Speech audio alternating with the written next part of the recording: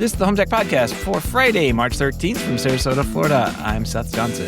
From Reynoldsburg, Ohio, I'm TJ Huddleston. And from Pickering, Ontario, I'm Gavin Campbell. And welcome to the HomeTech Podcast, a podcast all about home automation, home technology, and giveaways, maybe? If this show comes out on time, which it might, it won't. Yeah, it'll be after the giveaway. That's how we win the giveaway. We never said that anybody would get anything. We just said that we were giving away things. So you could go to HomeTech.fm/giveaway to see what we're giving away. And I think right now we're giving away in both maybe one. So here's the problem: is I put up the there's always a problem. Yeah, I think what TJ we're gonna have to do is this will have to be the U.S. giveaway. We're gonna have to do a Canadian giveaway soon. So because I put up the form. Well, last week you said you're not going to get this up, the form up. And I'm like, no, I can put it up. And then after I published the show, I realized, oh, yeah, I never put that form up. Man, nice. It's like I can predict the future. You know, I think I have this ability. Yeah. So I went back and I just put an old form up that was for a Wemo giveaway. I don't know if anybody listening remembers this, but we did back in 2014 or something crazy like that, back when Wemo was around and did things. And so, yeah, we gave away like some Wemo Switch things. And then we, I remember that because Jason was like, I don't want to win. They were like offering to give us 3 and we're like, well, let's just give them away because I don't want one. He didn't want one. You know, for the record, it's not that we don't want these Zooz devices. We really like them and everything. You know, like. Yeah. Well, in that case, I didn't want them. Yeah. In that case, I really didn't want them. We just have too many of them. Yeah, we don't need this many. I'm not going to outfit 3 houses with Zooz smart hubs. So yeah, exactly. It's a hub. It's a USB stick. We don't know. I called it a Zooz USB hub stick on the website. So if you go in, as long as you don't say it's a controller, that's fine. It's a controller. Damn it!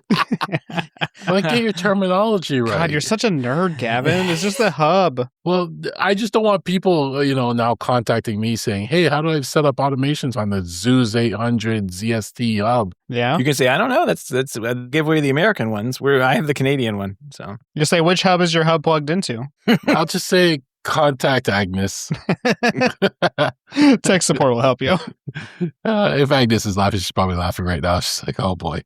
Well, we've got 3 of these, possibly 4. I think everybody. Well, the problem is on this form thing. Since I did it so quick, I forgot that we had the Canadian one. And I just turned it on. I'm like, oh, just sign up and we'll send you the thing. And so it just has names and email addresses. So it's going to be a process to figure out who won and who also has a U.S. shipping address. But we'll get there. But if you're listening to this and it's before the March 15th at 11:59 p.m., 59 seconds, then you could go to that forum and you can enter to win one of the 3 that we're going to be giving away. And we'll randomly pick a winner, I guess, next week because we don't have time to do it. This is like the most unorganized giveaway ever. What do you mean? There's a form, Gavin. There's a form. And it goes in here. I'll show you. It goes to the spreadsheet. Even I'm confused. Just anybody in Canada, I'll ship you this. I'm at that just point email now. Gavin. Just email me. Forget it. First person to email me gets it. No, don't do that. If you want, I'll give you Gavin's personal number. You can reach out directly to him. Go straight to him, yeah. Yeah, just text me. No. All right, so we got 4 to give away. We're going to give away 4 of them. I mean, who knows? Are we even going to have we had anybody contact us? Seth? I technically have one on my desk somewhere. I don't know where it is, and I could give that one away too. It actually, somebody could get away. I could give them the Sonos thing that I don't. Well, I guess do I need this? This isn't just like give away random junk. These are brand new hubs that we're giving away. Literally never been plugged in. Well, I know, but you've touched it now. It's got the Seth curse on it. All right, fine. It's got dust on it. If somebody else touches that, then their curse is going to be projects that never get completed. Never get done. Yeah, exactly. Their projects are always going to be projects. That's what it is. Well, maybe it could be a good Christmas gift for somebody you don't like. Give them the gift of procrastination. Let's see. Yeah. All right. Well, I got organized because everything's going to a spreadsheet. It's time and date stamped when it gets submitted. So, that'll be up until we get done with this giveaway on the 15th. So if you're listening to this, it won't matter because this will be after the 15th when you're listening to this. You may hear this. Just to let you know, we're recording this on the 12th. So right now we have 3 days until the podcast needs to be out. And I can tell you right now, it's not going to happen. It's probably not going to happen. But it might. It might happen. Who knows? Nobody listens on the weekend, That's not true. We should extend the 15th one more week. I mean, we basically have to now since Seth fumbled it. It's you not had fair to our one listeners. job. Fumbled it? No, it's all right. It's Well, working. I started this giveaway, so I'm officially extending it 1 week. Okay. It's like, what do you have to do? You have to change some words on a form? You sound so exhausted right now. I have to go change the rules now. And maybe you could make it a proper form where we get their address or something. But, that'd be crazy idea. I don't know. At least the country they're in. So, yeah, that would probably be helpful. We could pick a Canadian. We could pick an American. All right, I'm gonna have Henry vibe. Do you need a couple weeks to do this? Are we should you? We want to circle around. Hey, Gavin, can you have your AI agent get in contact with Seth's AI agent so that way he can put it on his calendar for him? No, because my agent's too friendly. Next thing you know, they'll become best friends. It's probably and true. Trash talking us. They'll be smoking somewhere. Yeah. Yeah. All right. Well, this is my official call. I'm extending the giveaway by 1 week. It's the 22nd, but Seth has to get this out by Saturday. I mean, what are you doing tonight? I mean, many things. Nothing. Things. Can't you get Henry to edit the show? That's what I'm saying. No. It's the only thing he doesn't. Well, he doesn't really do anything, Gavin. I don't know. He's lazy. We don't really want a stoner doing that, do we? Yeah. You have a lazy bot. I do. I do honestly have a lazy bot. I guess I shouldn't have said that he should be like Tally from South Park or something, because that's kind of how he behaves most of the time. I should just rename him Tally. Call it a day. You know what it is? He listens to these shows when he's creating his clips and stuff, so he knows how you talk about him, and he's getting revenge on you. He's probably gone back and listened to the old episodes where. Oh boy. All right. Well, that's that. We do have the giveaway. You can head on over there and to the website HomeTech.fm/giveaway, and there will be a form there. Whether it's the full complete form or not, I don't know. But there is a form there that you're listening to. You will see a form. You can fill it out and submit it, and it'll say thank you for this. We respect your privacy. Thank you. And fill it out, and then you could win one of these 3 or 4 USB 6 Zooz USB hub controllers. So bad. So bad. These are actually really cool devices, and you guys, I think Gavin, you used this before, right? You had. I used one for a while, and they are great devices. Is it the 800 device? They're 800. They support Z-Wave long range, which is, it makes a huge difference. My one advice is when you do get them, plug them in and do a firmware update first. Make sure you're on the latest firmware. And that's not a Zooz thing. They release updates to the firmware, and it makes a difference. Yeah, they're good. They're a good company about that too. They update their stuff. So. It is a very solid hub. I just took mine out of commission, so you're not getting the one I took out of commission, but yeah, it's a great controller. Yeah, I like this USB stick. It's been on my desk for about 3 years now. So, here it is. Ding! I found it. There we go. Gavin, this is kind of not really on topic, but it is because it's home automation. Do you think Zooz will ever make a USB-C Z-Wave hub? For what? Well, instead of being USB-A, USB-C instead of USB-A. I don't know.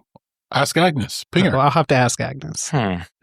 Because even my micro PC has a bunch of USB-C ports now. So yeah, that's a good question. Not just them, but there's other devices out there too that are still like USB-A. Mm-hmm. I feel like USB-A is going to be around forever. I think so. Yeah, we'll never get rid of it. There'll always be that one port, like the serial port, that's still on some computers. I love serial ports. Went away, but I definitely love a serial port on a computer. It made life easy. You probably still like the VGA port on your computer too. Only because it has the screws, though. Yeah. DVI as well, USB-C will fall out. Not the serial port stays right there. That's right. You don't break it as easily too. The HDMI cable gets broken easily. I don't buy a computer unless it has a printer port on it.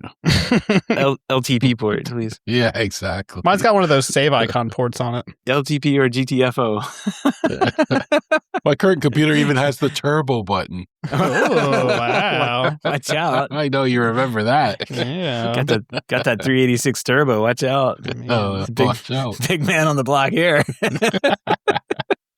Upgrade. Yeah, I don't even know why they had that turbo, but I can't remember because I just left it on all the time. But every time I'm in my car and I need that little extra 8 horsepower, I turn off my AC and the car goes a little faster. It reminds me of that. Yeah. No, so the reason it was there is because some programs were back in the early days were programmed to the clock speed of the CPU, and when they made the CPU faster, the programs got faster. So they were kind of unusable because they worked. Like the animations and things would move too fast. You would press the button, it would slow your computer down, and then and you'd put it back. They on would turbo. work at the right pace. Okay, exactly. I get it. All right. Yeah, it was a clock speed thing. Okay. From way back. But I think they figured out how to not do that anymore. And now programs just take up all the memory. So trade-offs. All right. We got a bunch of home tech headlines. So what do you guys say we jump in? Let's do it. Let's do it. All right. iRobot has announced the iRoomba Mini. Its first new robot since filing for bankruptcy last December. And this could be why. I don't know. This could have saved the company, I suppose. This little guy is 9.5 inches in diameter. It's about half the size of iRobot's entry-level 105 series, and it's aimed at cleaning tighter spaces and fitting under more furniture. So it's got LiDAR navigation for obstacle avoidance. It can vacuum hardwood floors. Let's see. I think, well, here's the big thing. Comes in colors, black, pink, white, and mint. That's awesome. And it's tiny and adorable. It's adorable. They could have. It's like the Neo, the MacBook Neo, right? Like that's definitely going to be Apple's #1 selling computer from now on. This could have saved the company had they released this. They definitely. went in. Yeah. This is adorable. Even their little dock is so adorable. It's like, look at that little dock, only 8.4 inches wide. The one thing I could not find was the height of the actual robot. Yeah. Because they talk about it going under tables and stuff like that. I wanted to know how high the actual robot is so I can measure under my couch and see if it'll go under there. I actually like this idea. Because I get what they're doing. You could just get more of these and put them around. Yeah, they would, like, you can clean this room, you clean this room, and you can have them different colors depending on like what fit in with your decor. Yeah, and they clean it, and they clean in smaller spaces. I like this idea because I found they were getting bigger and bigger and bigger, and then they wouldn't get into certain places. I was actually shocked that Roomba released another robot vac. Like, I was shocked that I don't know if that company will be around much longer. Who knows what's going on? Weren't they taken over by their a Chinese company, I think. Chinese OEM, yeah. It was the OEM, yeah. So I mean, this totally makes sense because like my previous robot vacuum, it's a Dream. I think it was like an L10 or something like that. It fit underneath my couch perfectly, but it didn't mop. And I bought a new robot vacuum, the Eufy E25, and it mops, but it doesn't fit under my couch anymore. Mm-hmm. So I even have it up on those little platform things. That's how I got the other vacuum underneath there. But I'd have to raise it up even higher in order to get the new one underneath there. And I'm not going to do that. It's going to be a ridiculously high couch then. But it would be nice to have it for underneath there and the laundry room where the litter box is, because then it could fit more into that space where the litter box is and actually clean that a little bit better. So I think this is a good idea, honestly. All right, Gavin, you ready? It is 9.2 centimeters high. I have no idea what the inches are. Oh, so. Okay. All right, that's pretty cool. Where'd you find that out? On the shopping page. 3.62 inches high. Oh, there we go. That's really small. Yeah, that's pretty small. How many centimeters? 9.2. I gotta measure a few things. I'll be back. So the I kind of in the same boat, TJ. I have the Dream L something S. I don't remember what it is. It goes around. We call it Judy, and it goes around vacuums things. And there are two pieces of furniture that would be great if it fit under. One would be a couch that's in kind of like the playroom, and there's always dust underneath there, so I have to vacuum underneath it. And then in the bathroom, in like the guest bathroom, there's like I don't know what it's called, like the sink, the cabinets under the sink, but we bought it like at Home Depot or whatever. Goes above, like you can get underneath it, like it just the vanity. Vanity. There, thank you, Gavin. The reveal that it could go through is like the exact height of the little thing on the LiDAR piece at the top. So as it tries to get over there, it can like run into it, and then like, it's not going to go in there. I have seen it go under the couch a couple times if it finds maybe a high spot. But then it just gets stuck and it can't get back out, and you have to like coax it out of there or whatever. So Yeah, I wish there was like, I think I could probably like shave off a little bit of the bottom of that.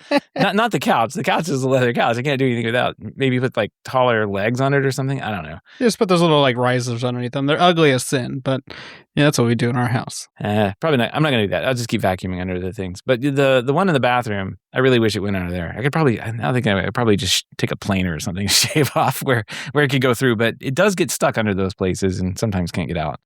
But those two places, exactly this problem that you're talking about. It just kind of bumps around and can't get under them. And it would be great if it got under those two places. They're always full of dust. Well, maybe you will be in the market for a Mini. I need a Mini, yeah. Exactly. Yeah. I wonder if they changed the charging pad. So I have the Roomba i7, I think it's called. And they have these charging pads on the bottom of it, but for some reason, every month, the contacts, it just stops contacting for some reason.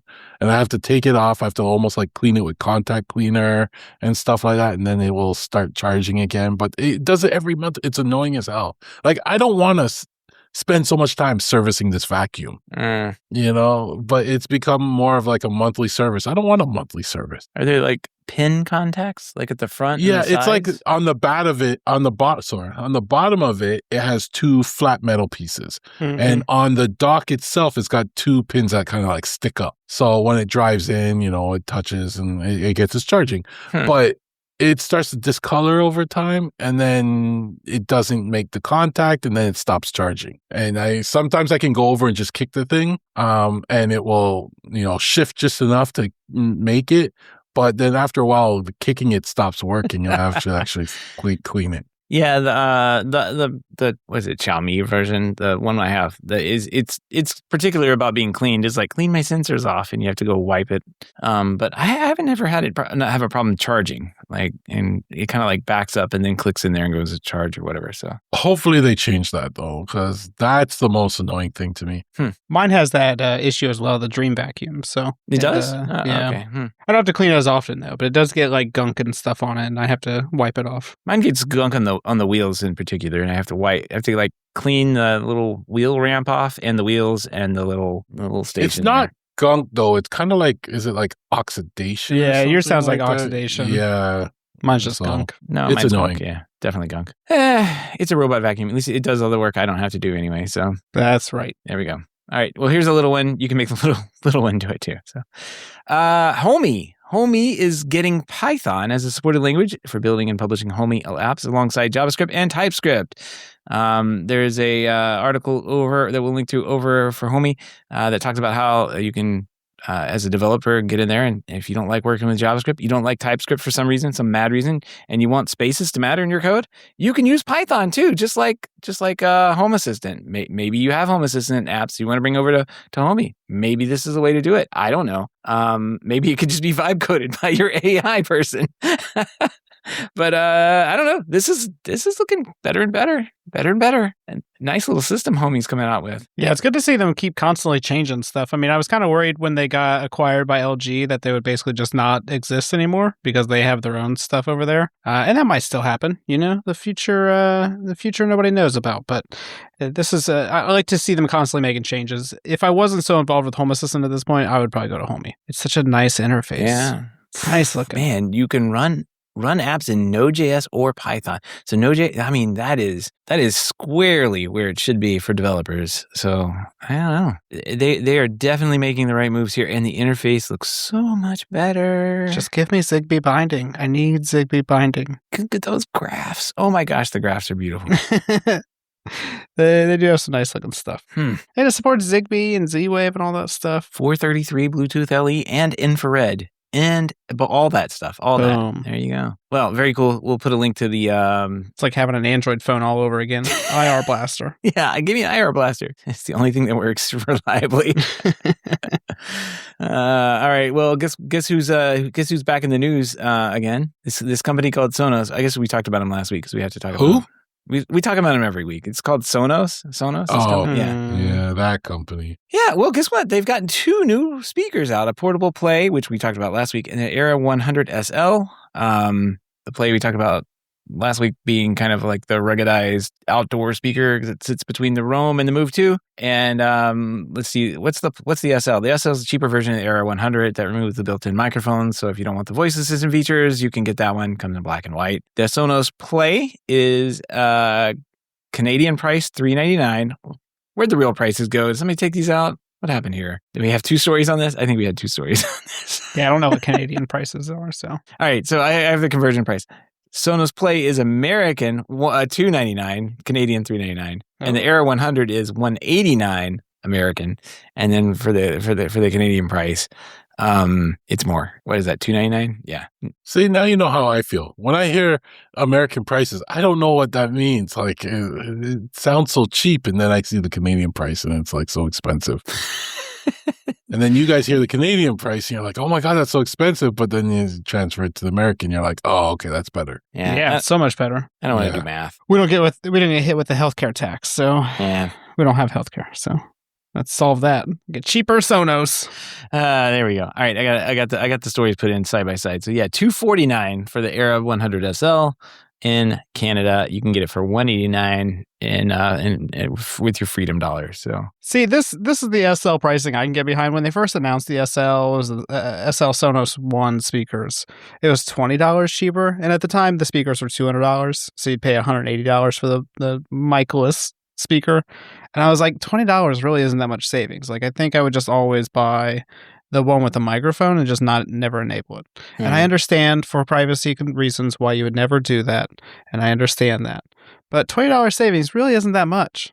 Right. $40 savings, though, I think it's a little better. So yeah, not bad. $30-$40 somewhere in there. What's the Era 100? I think it was $249, but they were constantly running sales for like $219 last I knew. Okay. So I mean, it brings it roughly in line with the Sonos One pricing at least. Well, there we go.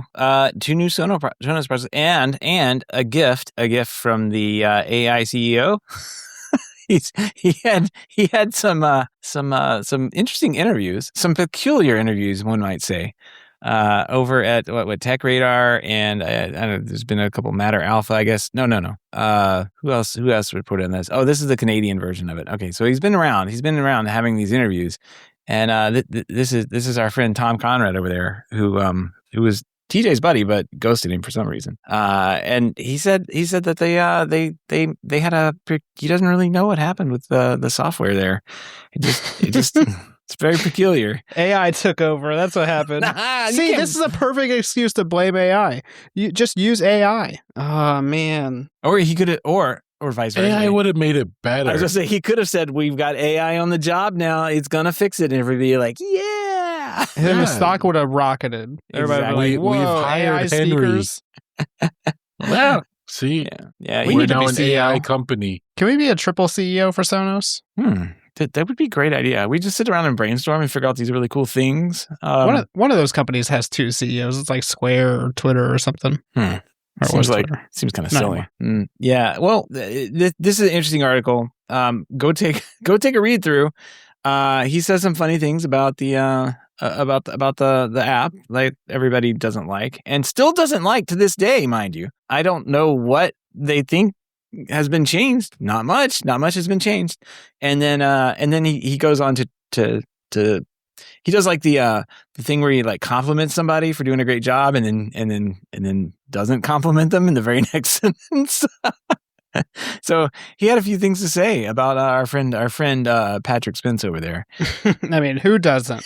Well, TJ does, but let's see. Yeah, he said Patrick Spence did a great job, really shipping a bunch of new products every single year. It's what he was really, and then so like it was really really good, and then he was like, but he dropped the ball.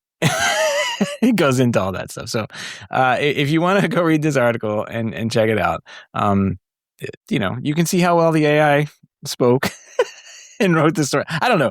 Is he real? Is he fake? I don't know. I've never met the guy. I'm sure he's nice. I'm sure but I'm not convinced that TJ wasn't being talking to an AI on Twitter that time, or what was it? Blue Sky. Yeah. Not convinced. Yeah. Well, the issue is that everybody already knows these problems exist, but we don't need to keep talking about them. We just need them fixed. You know, it's great. I'm cool that you guys acknowledge that there's a problem. Like, that is a good thing to do. But you've been acknowledging that there's a problem for the past like 2 years now. And so, like, at a certain point, it's just like, all right, well, fix the problem. And at this point, it like is so far gone that I don't even know how you fix it without like doing a complete rewrite again. And that's just going to make everybody bad. So you don't want to do that. Yeah. Good way to thread the needle there. Let's know how you figure that one out. Guess what? We fixed the app. And also, we don't have those alarms you guys liked anymore. I don't. Yeah. They keep getting dropped for some reason. It is still one of the craziest stories I've ever been a part of. I just want to point out in this article, they have a picture of a Sonos Arc on a TV stand. And I really want to know why the TV Arc or the Sonos Arc is longer than the TV stand. It like hangs over the edges. Is that a look that people go for? I don't know. This is not a good. It's not a good picture, in my opinion. It says image credit future. Yeah, what does that even mean? I don't know. It probably means that you don't want to. No, don't set your thing up this way. That's not right. Out of all the things. Yeah. I just want to point that out. All right. Well, there you go. We'll put that in there. And then there's also one other article. Gavin put this one in. We'll put a link to it. And then it also talks about how the beloved Pinewood set-top box was canceled and why. And particularly in this article, it's funny. If you don't want to go read this article, here's why. They didn't have enough software staffing to finish it. Of course they didn't. They didn't have enough software staff to finish their app. So why would they be trusted with an entire new set-top box intended to be, quote, a direct competitor to Apple TV 4K? Good luck. Man. Well, I'm glad that's canceled because that would not have been a good thing. Now they can focus on the app a bit more. They can, Yeah. It's only been a year. The only appealing thing about the Pine box thing, whatever they're calling this, the Pinewood Derby box thing, would have been synchronized video. You know, like at one point, I would have believed that Sonos would have been able to solve that issue because being able to buy a streaming device like a Roku or something and put on like the same football game or whatever and watch it throughout the house is impossible unless you're going to spend thousands of dollars. And it would be nice if somebody came out with a product that does that. And at one point, maybe five years ago or so, you could argue that Sonos could have done that in some capacity. But nowadays, they definitely could not do that. Not without Tom Conrad. Oh, wait. They definitely would not be able to do that. So that's the only argument I could see for that. And I don't think I've ever seen anybody besides me making that argument. But that would be a killer feature. So overall, good that this product does not exist, though. You know how they could do it? They could get this guy I know, Patrick Spence, get him back in, and he would be able to deliver this Pinewood Derby for you. He'd get it done, TJ. He would. I mean, I think you're the only ones ever talked about this synced up video thing. I don't think that's something they could do at that price point. I mean, I agree. I'm just saying that's the only argument I could ever see for a Sonos streaming device. Like, do you really need another Android-based streaming device that does watches Netflix? Like, no, you don't. You know? So, I was trying to justify why this thing would exist, and the synchronized video would be the only reason I could justify it. There was also a report linked on one of these stories this goes way back to like 2 years ago, but this is funny. The report goes on, there's a report they were referencing that goes on to detail an upcoming high-end amplifier codenamed Premier targeting the professional home theater market with pricing said to be $3,000 to $4,000 for each unit. So I wonder if that's the amp thing that they came out with. It's interesting. But they definitely slowed down their product release cycle, and which is nice because they need to focus on the software. Yeah, as I say, you don't have good hardware without good software for Sonos. No. So kind of relies on it. Well, speaking of having good software, Matter is back in the news with our friends over at IKEA, and IKEA is pushing new firmware to update the Didgeridoo hub aimed at addressing the widely reported Matter pairing problems. So there's a new firmware pushed out on March 3rd, includes 2 changes, improved Matter onboarding and better pausing support for the Bill Race dual button remote.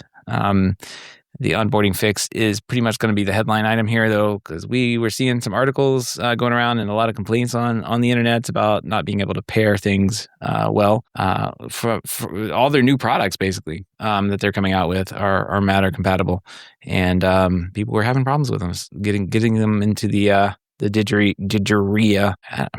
I can't even pronounce. I don't know. Didgeridoo. Dirigera. Okay. Dirigera? I don't know. IKEA Matter devices. Got it. Yeah. IKEA plus Matter, better onboarding. I told you they'd fix it though.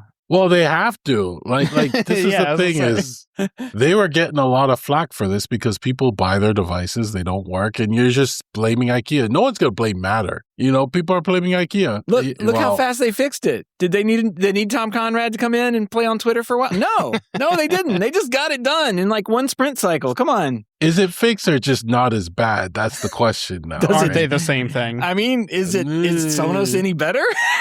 Yeah, true. Oh man, it took IKEA took a week and a half to fix this problem, and Sonos still floundering around out there. At least they got the alarm clock back. There you go.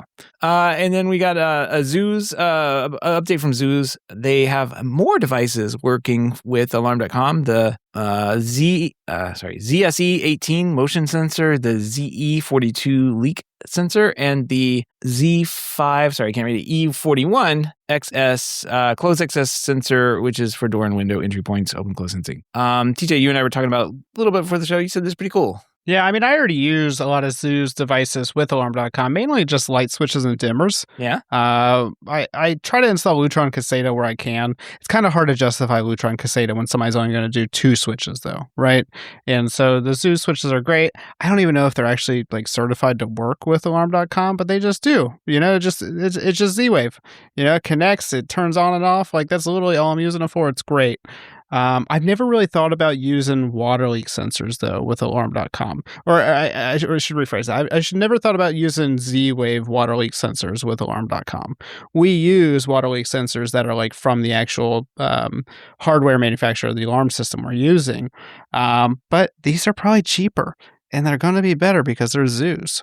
Right. So I might actually start buying these for my water leak sensors. It'll be nicer. Oh, very cool. And the open and close sensors too. I don't know if I'll have to see if I can actually use that for security. I don't think I could. I think you probably can because doesn't Z-Wave has that secure thing, right? Yeah, they do. But I've never actually looked into using a Z-Wave device as a security sensor. It's usually just like a light switch or something.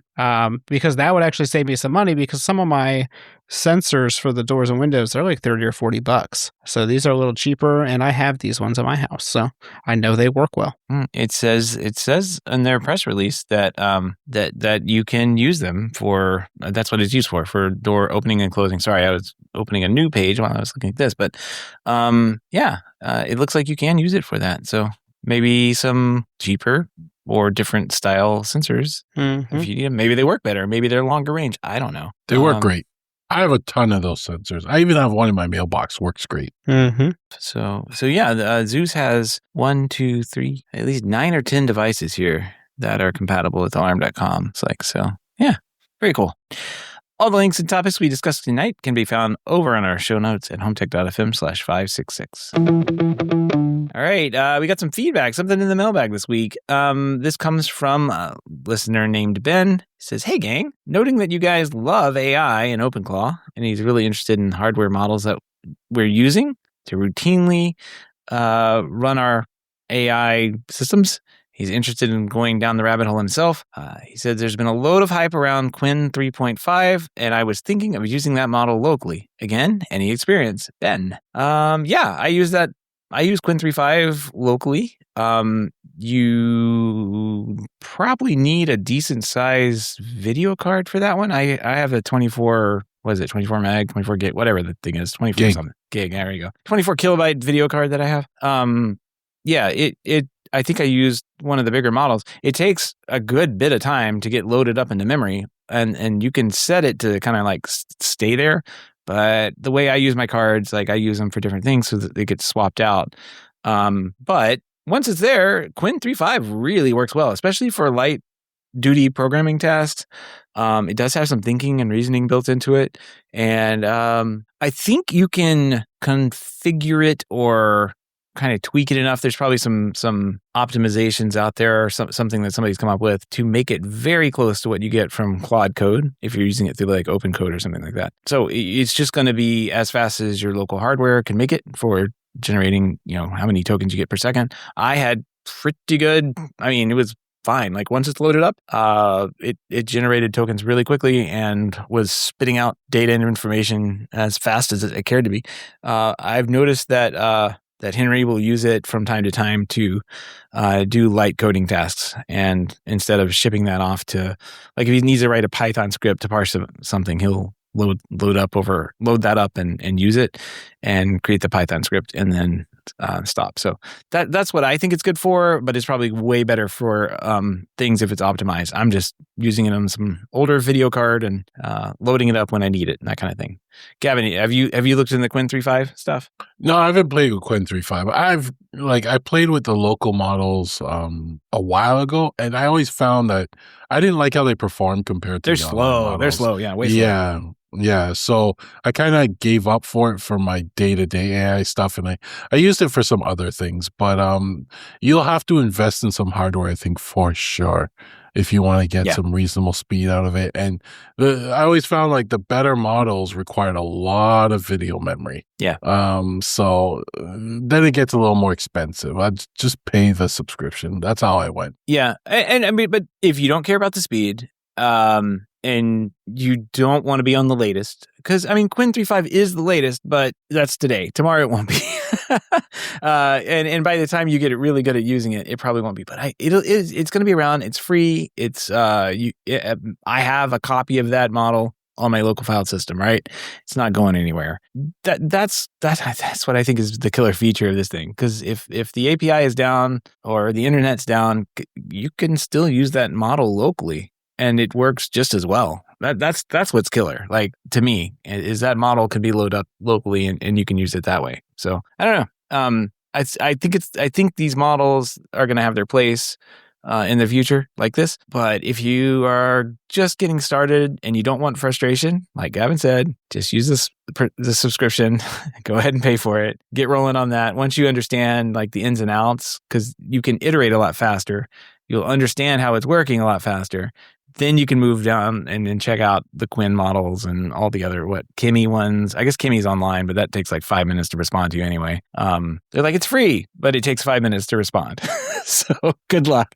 There are other models out there that work better on other things. Like there's a model that I found that came out not too long ago. I have to remember what it is. But it's basically optimized for OCR, and it works incredibly well, like unbelievably well. I had some really old, like historic documents that I had to go through, and it just OCR'd everything. Like if there was text that somebody scribbled on the page, it figured out what it said and wrote it down. So I was like, that's really impressive. And I think it's super optimized for like business documentation and that kind of thing. So those things are out there. They're free. If you need it to do like, if you need a model to do something very like hyper specific, you might be able to find one out there that does it well. And once you get it, you can have it do that one little thing that it's trained to do extremely well and knock out that one thing really quickly. So yeah, that's my advice. That's what I found interesting too, because when I was running Olama, there were models that were good at analyzing images. Yeah. And I was feeding it images from my camera and it would send me back, like descriptions and stuff like that. So, I mean, they were really good, but that model took up so much memory. I don't want to dedicate the hardware just to that model, things like that. So if you want to play with the AI stuff, just play with the online AI. It'll give you a taste of, what it's about. And if you feel you're going to benefit from a local model, then like Seth said, then you can invest in the hardware. The hardware is going to be a lot more expensive. Yep. And you'll have less frustration on either paying for it or using, whatever. Anyway, that's that pick of the week. This is just amazing. I don't know why he did this, but our friend over at Home Assistant, Frank, decided to ask, can Home Assistant run Doom? And of course the answer is yes. Home Assistant can run everything. You can load up inside of Hacks. There's a Hacks integration for this. You can load up Doom and play it as an integration on your Home Assistant. I don't know what to say about this. I watched the video and I'm just like, okay, it's feature complete now. They don't need to do any more to Home Assistant. Yeah, we don't need to do anything else with Home Assistant. It's done. No. We just shut it down. We got it. We did it. Homey has some catching up to do. They just got Python. Now they got to get Doom. They'll never get Doom at this rate. I guess it took like 12 years or something for Home Assistant to get Doom. So Yeah. So the most interesting thing, Frank ported Doom over to Home Assistant, right? And he did it in basically 2 hours, but it was AI that did it. Yeah. If you read the article, and that's what I found amazing. So he basically had he used Visual Studio Code and GitHub Copilot, which was the model he used, Claude Opus under the hood, right? And he used that to just create it, and it went off and did it. It took 2 hours. It came back and it was done. That's the amazing part too. Yeah. Yep. Well, I think there's all sorts of these little projects out there that are just going to get done. Maybe not by me, but by maybe other people. So I wonder, you know, in the community right now, there's a lot of hate towards vibe coded stuff. So I wonder if he's getting any hate towards the vibe coding. Probably not. Why would he you? How could you hate vibe coded this? I know, but it's a double standard then, right? Like people hate the vibe coded stuff, but if Frank did it, it's cool then, right? So I've seen the reactions that I've seen towards the vibe coded stuff are based on reactions that were, valid maybe 3 or 4 months ago, no longer valid. Like if you still have that opinion, you haven't been paying attention. Like this stuff changes every week. Yeah. And if you're still having those opinions about the way this is working, you're no longer relevant. I'm sorry. That's the key. That's key. Like this stuff is moving so fast out from underneath your feet. It's time to catch up. If you have those opinions, look at what's going around. You can't stop it. No, this is not being stopped, especially since these models are free. Like they're free. You can download them and set them up. Even if you didn't want to pay for the subscriptions for these things and boil the earth, then you can run it on some local machine locally, and it'll take a little bit longer, but it'll get the job done. I mean, this is really cool. Pointless. Absolutely pointless, but it runs Doom. So there we go. What a classic game too. Right inside your Home Assistant dashboard. Amazing. Just amazing. Can you get Street Fighter working? That'll take me back. Oh yeah. Wow. Maybe even Tetris. Tetris is probably on there, honestly. Somebody probably has like Pong and Tetris work. And what is the Asteroid one? That one's probably working too. So all right. If you have any feedback, questions, ideas for the show or picks of the week, or classic 90s games you can play in your Home Assistant, give us a shout. Email address is feedback@hometech.fm, or you can head over to hometech.fm/feedback and fill out the online form. All right, project updates. We're going to get a bunch of people who are like, I can play Leisure Suit Larry inside. Oh, great. Come on. Oh, that was a different time. It was a way different time. Yeah. All right. Gavin, we got some project updates. Gavin, you're on the board first. Let's go. What you got? All right. Yeah, let me go first. Got a long list here. First up, I'll be on Home Gadget Geeks episode 675, just because I don't know when this will get published. So I was either on Home Gadget Geeks last week, or I'll be on Home Gadget Geeks next week. So, it's mark your calendars live. Or don't, whatever. Yeah, it's recorded live Thursday night. So, I'm going to be talking about AI stuff, probably a lot more than we talk here. So that's the plan.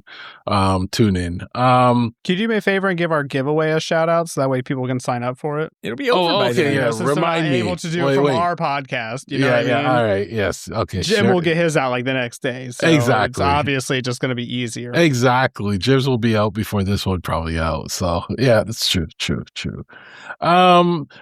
CES 2027. I booked my hotel. What? This far in advance. Is CES next week? What's going on? No, it's in January. But Cursor found me a good price. Oh. So again, this is my open cloud doing things for me. I just basically told it, this is when CES is. I want a hotel from this to this. I want it to be within walking distance under this many minutes, stuff like that.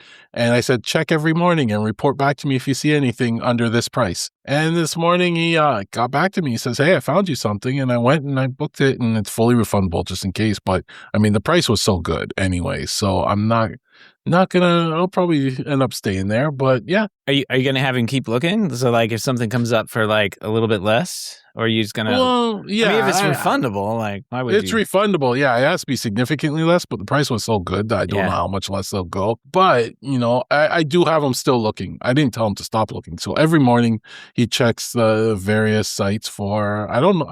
I don't even know where he looks, right? Like he just goes off and does something and creates a report and sends it back to me and says, here's what I found.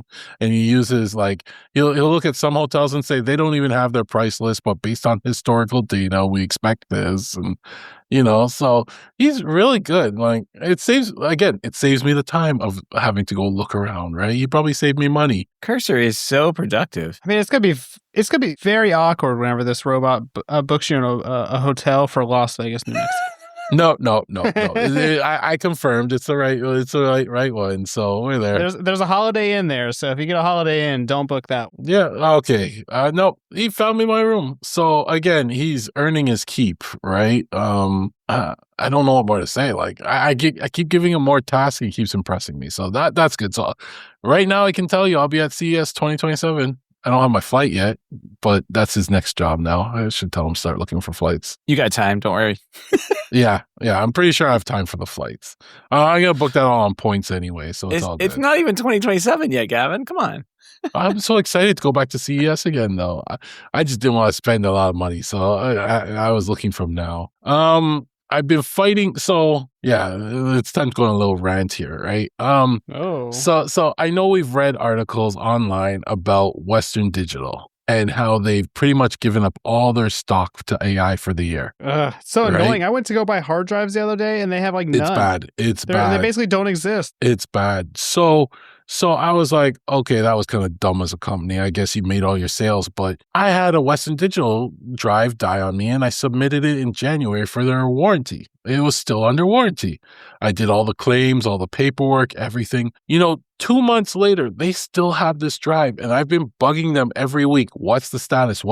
I've been through this process before and within the week it was sent back to me. I got the new drive. Everything was taken care of. And that's why I stuck with Western Digital. I was happy with that, Now they actually responded to me saying basically they have no drives and they don't know when they'll get some and I just have to wait. What is the point of having warranty when you don't even have the stock to honor that warranty, and then what happens if I cross over? I think it's warranted up till September this year. If this crosses over September, are they going to turn around and say, well, it's past warranty now? Sorry about that. Yeah. But it makes me think like that to me, that's my extra drive, right? It would have been my backup drive. I now put in there and this would have been my new backup drive. So right now I'm kind of running without a backup drive. So if I have a drive failure, which will probably happen tomorrow now, I don't have a backup drive.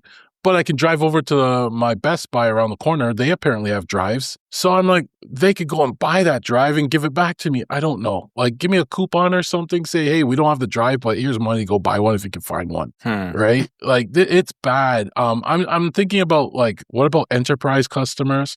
So if you have a NAS right now and you are running with the Western Digital Reds, just be prepared. If you're planning to go through the warranty service, they have no drives. I thought it was a joke, but it sounds bad. Yeah, I went to the Mecca for computer part Micro Center because I had to buy some hard drive. I bought some Western Digital purple drives off Amazon. They shipped without the original box, so it was just like a padded envelope, and I was like, nope, I'm sending that right back. So I went to Micro Center because I was like, well, I can just buy a couple hard drives. Went in there, and they have like 2 rows of hard drives and stuff normally. There was like, I'm not even kidding, like 10 things actually in stock. It was nuts. And I basically had there wasn't a lot of like NAS or surveillance drives. Like there was basically no option. So I got what I could get and I left. Right now I'm looking to just get my hands on a 8 terabyte drive. I'm not going to be brand loyal anymore. I used to be brand loyal to like Western Digital. Not anymore. I'll take anybody that is a NAS drive right now. And, just have it as a backup because if one of my other 8 terabytes drive dies now, I don't have a backup to throw in there. And it makes me a little nervous because I've been through a few drive failures already.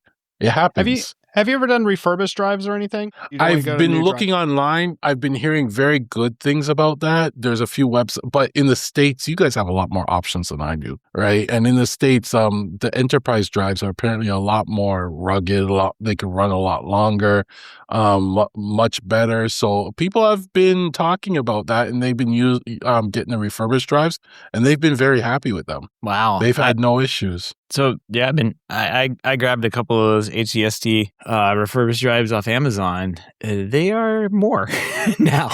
Yeah. They are a lot more. Oh, I would not have bought the drives I have now at these prices. That's not cool. 6 terabyte drive. I think there's only 5 left in stock, and you can buy one of these 6 terabyte drives for $159. So not terrible, but the 12 terabyte drives, 10 terabytes, those are expensive. $350 for that. $239. Yeah.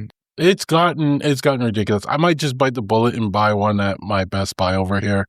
Just have as a just for the safety factor, Yeah, it reminds me. I think I've had one of these HDSD drives go bad. I don't remember how big it was, but I had 2 of them. I think I still have the other one laying around. I have 2 of them laying around. I was just like, well, I'll pop this extra one in, just like you said. If I get in that situation, what I need to do is make another what's it called, parity drive or whatever. So it will I'll have 2 drives as backup. I can be 2 drives secure. So if one of them goes bad, I can wait the 10 months it's going to take to buy another hard drive.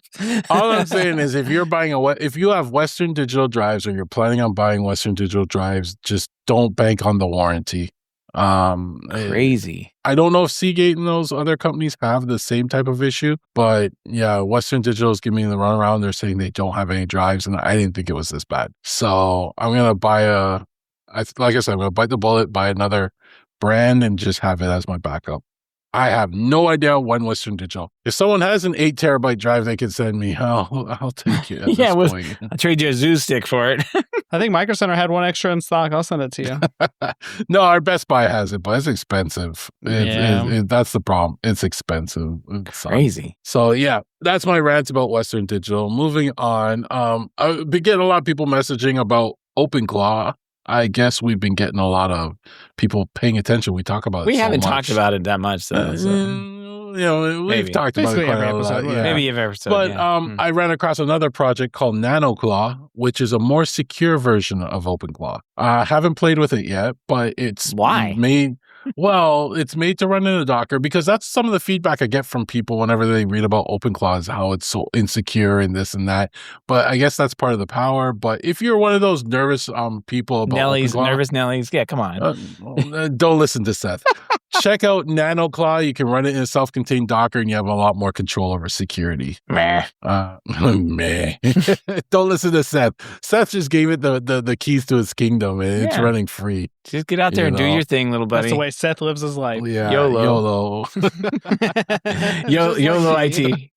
All right, and a big topic to me. Spring is around the corner. We got teased with some warm weather, but I decided to go look at the state of the soil sensor right now. Ooh. So I'm always keeping my eye out for soil sensors, and I went to take a look, and I even got pinged on forums about another new one coming out, but it's pretty much the same stuff. Like the one gripe I have with them is they're not lawnmower friendly. Like everybody's making them, and they stick out of the ground, and you step on them, you break them, and they're even more expensive than the EcoWits. They'd be like $100.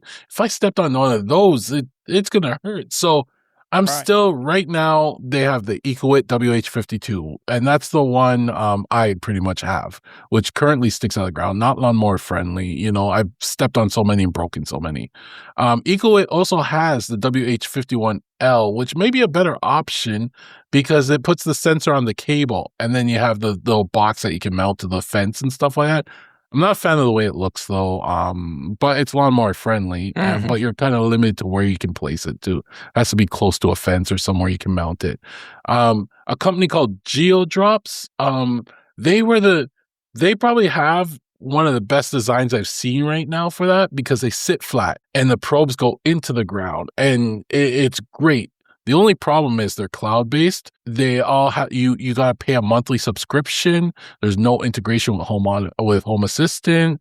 They're working on integrating with systems like Ratio, but I'm gonna need like 8 of these, and I'm not paying like $10 a zone for this. So that's out of the question. I'm not paying just to know my soil moisture. Like they say they use AI to analyze the dirt and this and that.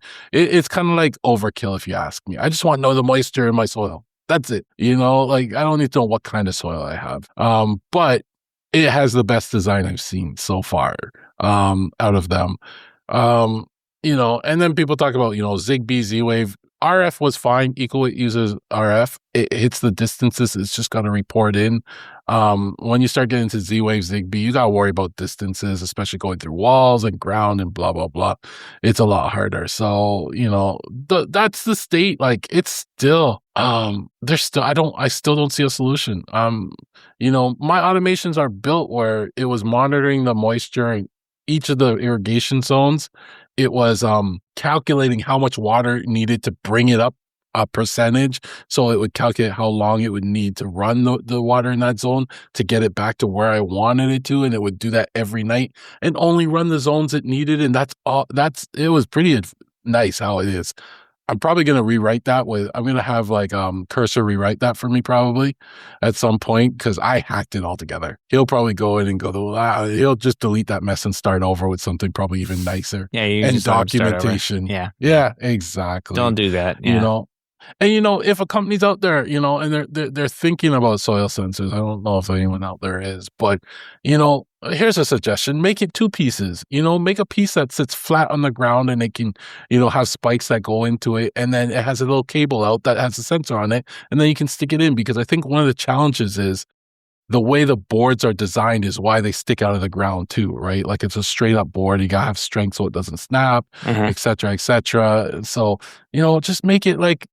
You have the top piece and the little cable and you stick them both in the ground and yeah, there you go. I can run my lawnmower over it all day long and everybody's happy. RF is still fine. It got the great distance. It has great battery life and just make it, be able to, I can step on it and not worry about breaking it, because I've gone through a lot of the EcoWoods. Trust me, no matter where I put them too. I put it up against the fence. I still somehow stepped on it while I was weed whacking around the fence and still, broke it. So I just, and then my mailman got in on it and started stepping on them. I think he was doing it for fun at some point, Well, that's nice. So I don't know. I'm still looking for the perfect soil moisture sensor for outside. So that's the current state I'm at with it now. If anybody that makes this stuff is listening, there's some suggestions. Hopefully somebody's listening to my frustrations here. Why is there nothing? Seth, make something. Come on, man. You're good at this stuff. Well, yeah, I just got to get AI on the case and have them make the whole product. I'm not. I've seen people say that there are some that it works really well with making some hardware and electronics and that kind of thing. So all right, well, we'll start that project. I know you'll never finish it. No, it'll be the best one though. I think have all your needs met. It just never works. So yeah. Yeah, probably. And then that could be a new segment for your YouTube channel, Gavin. Maybe you call it like Gavin with Gavin, Gavin rant. Gavin with Gavin. Yeah. Nicole came up with that one. I can't take credit for it. But, Gavin with Gavin. Or I could just rant about something. Yeah, that's right. Yeah, I could probably rant, but then I'll get emotional and stuff like that. And if you want to listen to a podcast with people just ranting all day, isn't that LTT in general? Or ATP? Yeah, some unhappy people over there. Mm-hmm.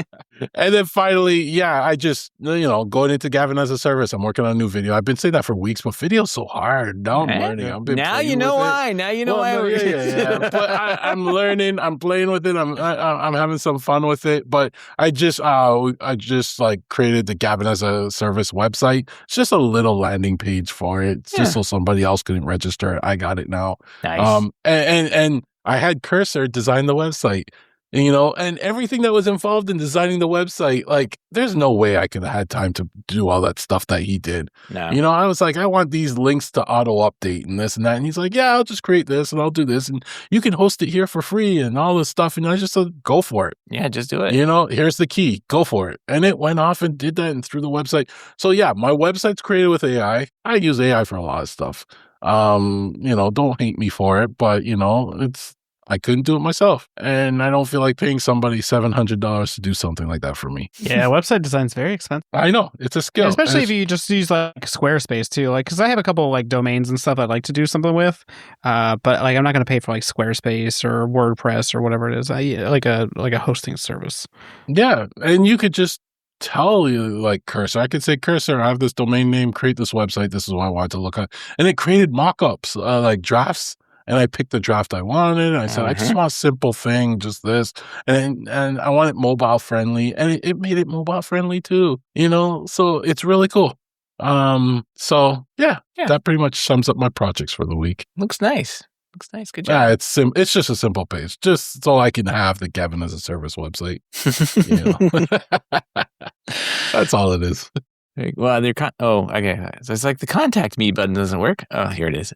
I was not on the page, but yeah. If something doesn't work, I know Seth will find it. I'm not gonna you're very you're the one guy that will click into places no one else just checking clicks. your links, doing a little UAT here. It's all right. Yeah. You're good at that crap. I know. We have at least 2 weeks until this is published, anyways. So yeah, exactly. You got plenty of times to have Cursor fix these bugs. All right. Exactly. That's the thing. I don't even have to fix it. I just tell him update this link, and he goes off and does it. Exactly. Yeah, that's awesome. Anyways, TJ, what are you up to? Yeah, it's getting to be spring. I call it spring-ish because we had some nice days. We had some 70 and 60 degree days, whereas, I walked outside and I was like, what is this thing up in the sky? It is hurting my face. It turns out it's the sun. Yes. It's been gone for a while. Yeah. It's been gone for a while. It's been absent, if you could say. So it's been beautiful out, but now we're back to cold. It's like 40s and 50s again now. So that's how the Midwest goes. But I've been doing some outside stuff. I got some new arborvitaes planted outside my little garden space. I'll put a picture of that. But I got to get my irrigation layout done, and so I've been laying out my irrigation pipes and figuring out where I'm going to put those at, because I still don't have an idea of what I'm doing with irrigation. But I think I have a good design down. I got to rent like a trencher or like one of those little like mini excavators or something like that, because I am not going to hand dig all this. So, but I figured while I'm doing that, I might as well go ahead and do some irrigation stuff. So I'm gonna do a French drain wherever we're gonna install a floating deck this summer, and that way I can get rid of some of my like standing water issues. So it's all a process, but I gotta start doing it now because it's gonna be nice out before we know it. French drains are fun. They work. They do, and we get like a lot of water standing in our yard, so. No matter what we do, it would help out tremendously anyway. So, but yeah, here's a picture of my yard. I planted those this week, and I put some compost and stuff down. So, it's those are going to be good for privacy. There's a house behind us, and their windows can see right into our backyard. So the arborvitaes are to hide the people's windows.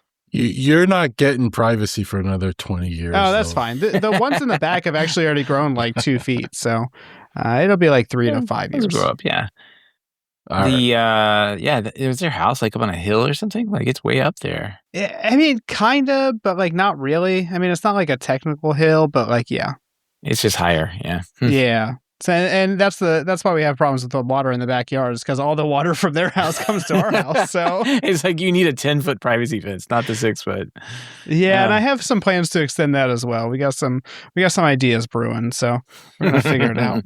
Especially once we add the floating deck in this area, it's we're gonna be pretty high, like above the fence, basically. Oh yeah, so yeah. It's gonna be a little awkward. Yeah, that looks nice. And I can see that you have blue skies there, so the sun must have been out. I could see it was out. Yeah. Felt great, Very nice. Got a little spoiled though because I was trying to work the day after and it was like 50 degrees and I was like, this is too cold. Even though we just had like 10 and 20 degrees. What are the little spikes that you have on back here? Little spike. Oh, so that was my attempt to fight squirrels last year. Because the squirrels run into our yard. Oh, they did. Yeah. They were actually very smart. It took them basically like a couple days to figure out if they didn't run across them, they didn't hurt. Just tiptoe across. And so they just walked very slowly. And I was like, man, I can't even say anything. You guys won that one, I guess. That is funny. Now I need new ways to fight squirrels, but we have raised beds, so it's not a problem for most things. And then, I've been doing some more spring cleaning. I think we need to do a segment on spring cleaning with technology. I'm still going through Home Assistant, deleting old apps and integrations and stuff like that. It's still not fully working ever since I made the change to ZBT2. Because I haven't got all my devices paired still. I did finally get a lot of my lighting automation working again, though. I had an issue whenever I originally set up Zigbee to MQTT. Whenever I made my groups for my lights, I gave them a name that I wasn't a fan of. And so I changed the name whenever I set everything back up. But that means I have to go through and edit all of my automations that use those light groups. And I've just been lazy. So I just haven't done it. To be honest, the light's not turning on when you walk into a room. It's a mild inconvenience, but it's not the end of the world. The light switches still controlled all the Philips Hue bulbs. And so I didn't have a reason to rush into it. Man. So how does Nicole feel now that the Sonos doesn't work anymore with the audio and the lights don't work? What's going on, man? Well, our house is constant chaos. So, I mean, that is why I'm a firm believer in local or like physical control of everything, right? Yeah. Because you can break automation stuff and nobody cares. It's like it sucks. But if you can't turn on your kitchen light whenever you walk into the room, that will make people mad. Yep. So, there's certain things you can tolerate as a person. So yeah, I've been doing a lot of that. I finally got everything like set up and working though. So I still think Zigbee to MQTT should come up with an easy migration option, but maybe that'll happen at some point. It's a dream. This has been an awful process. And I didn't need to do it. I mean, that's the worst part. Is there was no reason for me to do this. My Sonos Zigbee stick still worked. There was no issues with it. I just, I was like, I want to support Nabu Casa, send me some devices. So I bought 3 new devices and I caused a lot of pain for nothing. But that is life. That is life indeed. Sounds like you're gonna be busy, yeah. Yeah, I'll be busy with outside stuff. I'm like at this point, I just want to stop doing inside stuff and I want to be outside because it's almost summer. Yeah, the sunlight. Spring-ish. Sunlight's back. Yeah, spring. Yeah. Let's see. Well, it's summer here already because it's like 85 out there right now. So. It's already mowing the lawn. It's freaking grass is gone. I'll be complaining about it soon. Don't worry. Yeah, the lawnmowers are doing their thing. I put new blades on them, and I haven't weeded yet, but I'll probably have to do that soon. All my grass in the backyard is dead though, so I'm gonna need to plant something somehow. It's not looking too hot after whatever came through and ate all the grass. So I don't know. To figure that out this year. But the ground covering is growing and the weeds are growing great. They look nice and green from all the watering I've been doing. Let's see. I was sitting around and I was like, you know what? I have this thing that is supposed to do stuff for me that doesn't. He's kind of lazy. Gavin has a completely different experience from his functioning AI, but mine seems to, like today, he just kept sending me things like, hey, you got this calendar thing on your calendar. Hey, just over and over. Like I probably had 10 notifications about this meeting that it was canceled. So it's like, why do I don't even need this meeting? Like, why are you telling me about a canceled meeting 10 times before the meeting? I don't get it. And then also like I have him like doing little like research out there, watching stories during the week and let me know if big stories hit and just kind of like keeping some of those. If Gavin misses one, then I can put it up on the show, we could talk about it, but he would just constantly like giving me all the stories, like all of them. And we had worked through a whole process where he was like gonna write them down in this database and like verify that it's not a duplicate before he inserted another one in the database and like check it off if he had sent it to me. Well, he was just dumping all of them to me. He's like, oh yeah, my bad, I wasn't checking to see if I had told you about these before. I'm sending them again, like 3 or 4 times and then in a row. I'm like, come on, man. So Henry has been slacking a lot, even with the Mastodon approvals. I beat him to it. Oh yeah. Well, he only checks those. Like he only really checks them. allegedly only checks them once an hour. So Gavin, you're pretty quick. Like if you see that email come through, you're on. I don't want somebody waiting, like, and he's slacking. Yeah, he only checks those. Yeah, it's part of the heartbeat thing. So he'll look in there and see if anything's in there. And there's been times where he tells me about somebody, and then I'm like, yeah, you can reject them. He's like, I don't know where they went. Like they're gone. The record's gone. I'm like, oh, Gavin did it. So he's in there doing something. Can't replace me. It's faster than AI. But yeah, I was sitting around and like, you know what? I've got this vibe coder guy sitting right here. Let's put him to work and make that $1 million app that we've all been waiting for, so I can retire or whatever. And I can't really think of any $1 million apps. I can't think of a social network for bots because that's the dumbest idea I've ever heard of. But evidently, Mark Zuckerberg thinks it's a great idea, and he'll buy it from you for what, millions of dollars. I have no idea. That's ridiculous. But I guess I'm just not smart enough to come up with anything like that. But there's one thing I've always wanted, especially when I was selling TVs and as an integrator out there, and that was a way to like show the client what a TV would look like on their stupid wall. And I've seen like products like there's this entire product category. Like you can they've got these roll up cardboard things that you can tape to the wall. They've got all sorts of things.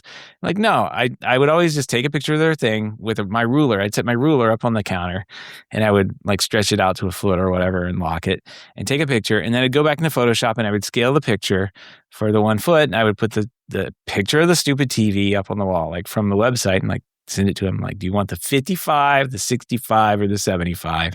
And they would pick based on the visuals because they didn't care about the price. They just wanted to know what would fit and look right in their room. And so with a picture of their room in hand and a mock-up of what that TV would look like, they understood which one they could buy. And it was a pretty simple choice. So I've always wanted that. And I never had it. So I was like, you know what?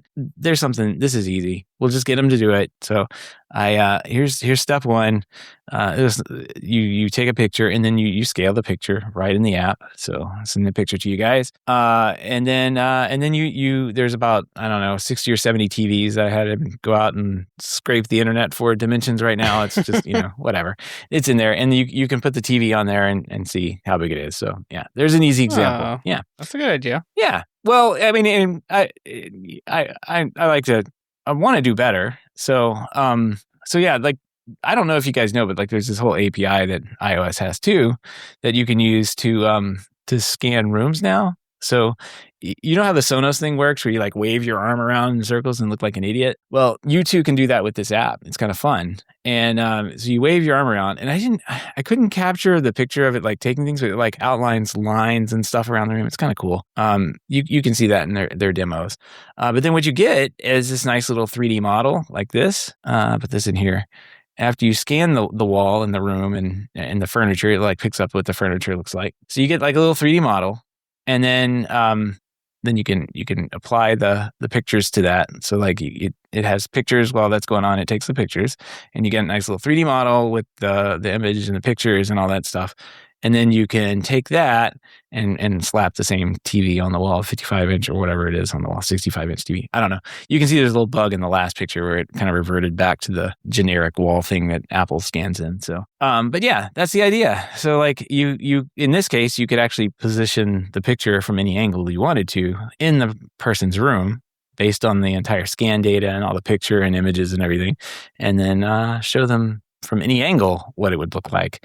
I'm not a fan of the AR view because in Apple world, like if you do have you ever done that little AR view? It's like a zoomed in picture on your phone. It's like so close, and you're like, I want to see what this looks like, and you're like, all right, well, I got to back up like 10 feet, and you're like doing this all the way across the room trying to figure out how to see it, and that works really well, but I don't like it. So I'm probably gonna do it one of these two ways, and then also add in like there'll be like pro features. I think this is what's gonna make me a lot of money from these rich integrators out there. There'll be pro features out there like video walls. So I've always had a problem when I'm selling video walls. Like, well, how big is this stupid thing gonna be if you did 4 TVs horizontal versus like 8 TVs, portrait. Like, this is stupid easy for, make a computer do that. And you can mock it up. You can send it. You can take a look at it. Make sure your measurements work. Send it to the client. All that. It will work. So you'll have all the measurements. What's cool is like the LiDAR stuff really works well. Like, this is only on the Pro phones. So if you have an iPhone Pro, it'll have the LiDAR built into it. And it'll scan and everything. It makes them pretty, like, within a centimeter accuracy, like for all this stuff. It does a really good job. So your measurements and stuff are pretty tight. You'll have all that data, and you can place the stuff exactly where you want it. So fun little project. I thought of this project years ago, and I still have a domain for it from 2018. So that tells you anything about how long I've been sitting on this idea. So one day I'll get this thing out. But yeah, it's been fun. It's just been like every other project, one day it'll be done. That's right. This one's moving along though. It's difficult to test because I have to get up and like scan a whole wall. But I've got a couple of things. I ran a couple of rabbit holes with some of the other parts of the LiDAR scanning, AI, photogrammetry. I tried everything. And then I was like, you know what? I'm going to try this little room thing that Apple does. Guess what? The Apple APIs are great. So there we go. Built right in. Anyway, so that may come out. Let me know if you're interested. If anybody's out there, let me know. If you have a feature you want me to add onto this thing. Like soundbars. I'm going to add like soundbars on there too. Like Sonos and Leon, all that stuff for Pro. There'll be a whole Pro section. Like the consumers, they'll be able to go in, take a picture, slap a TV up there for free or whatever. But if you're in the Pro side and you want a quick and easy tool to see how a TV is going to look in a client's house, this is the way to go. There you go. No, I'm just thinking about how much time you've spent on this and you didn't do the giveaway form. Oh no, this was being done. this was being done before. Well, that's true. I did quite a bit. So like that's the only thing I'm thinking about. Like, this is really cool, but there you go. AR.